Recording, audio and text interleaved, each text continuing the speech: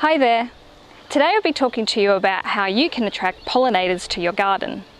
So establishing a garden with a wide variety of local native plants is a really great way to create habitat for a variety of local wildlife, and particularly for those that will use such a garden as a resource, such as birds, butterflies, bees, wasps and hoverflies.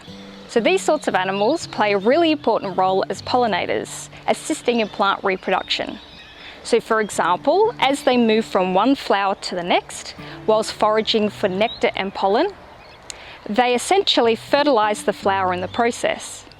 This flower will then create seeds and fruit necessary for many plants to reproduce. The Adelaide region has a great diversity of these sorts of pollinators.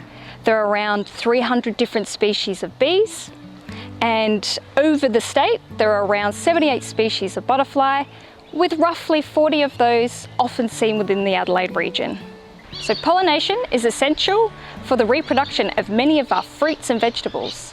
Roughly 2/3 of all food crops in Australia require some sort of insect pollination. And in fact, many of our native plants can only be pollinated by native bees. Some native bees are really effective pollinators, as they have unique ways of collecting pollen. For example, there are those that are small and can sort of wiggle their way down into small delicate flowers.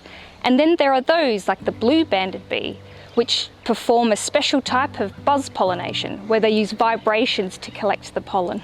So as these insects play an important role in the food web, not only as pollinators, but as a direct food source for other wildlife, it's really important that we create the right sort of healthy habitat for their ongoing survival.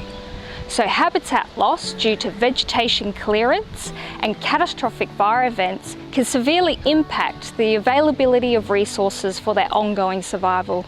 Therefore, we can all play a part in providing the right sort of environment to attract pollinators and support the various stages of their life cycle. So how can you attract pollinators to your garden? Well, this will all depend on the type of pollinator you want to attract, as each individual species have different needs. So if you have a particular species in mind, like the blue-banded bee for example, it'll really pay to do a little bit of research to work out what their needs are and the particular plants that they are attracted to. But generally speaking, including a wide variety of local native flowering plants with a variety of colours and having a garden which flowers throughout the year will attract a diversity of pollinators.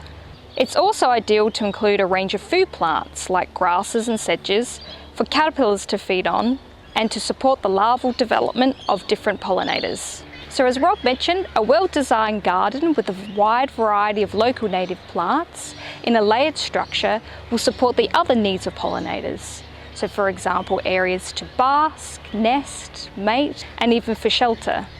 So including larger shrubs like wattles and native lilac not only provide pollen and nectar, but also provide areas to shelter from the sun and the wind. So rocks positioned in sunny areas provide great spots for insects to bask on, and it's also ideal to have areas of bare ground and dead wood for many different native wasps and bees to nest in. So bee hotels are a great alternative for creating habitat and nesting sites for many different species of wasps and bees. This one here is rather elaborate, but you can create these more simple forms, like this bundled bamboo. But again, different bees and wasps have specific nesting requirements, but there are plenty of resources out there to help you create the perfect habitat.